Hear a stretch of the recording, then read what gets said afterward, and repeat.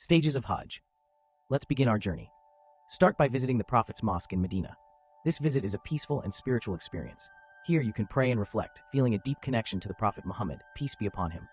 Next, go to Dhul Hulaifa to enter the state of Ihram. Ihram marks the beginning of your Hajj.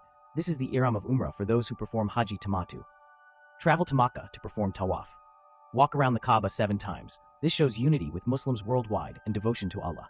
After Tawaf, perform Sa'i by walking 7 times between the hills of Safa and Marwa, remembering Hajj's search for water. On the 8th of Dhul Hijjah, enter Ihram at the hotel and travel to Mina. Spend the day in prayer and preparation. The next day, go to Arafat for the day of Arafah, the most important part of Hajj. Stand in prayer and reflection, seeking Allah's mercy and forgiveness. After sunset, travel to Muzdalifah. Collect pebbles for the stoning ritual and spend the night in prayer under the open sky.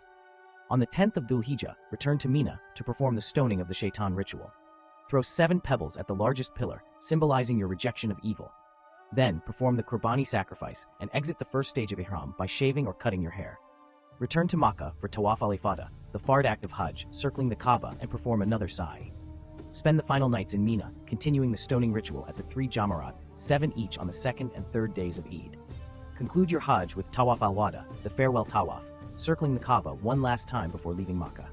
Thank you for choosing Hisar Tour. For more information about Umrah and Hajj, visit hisartour.com. May Allah grant you an accepted Hajj.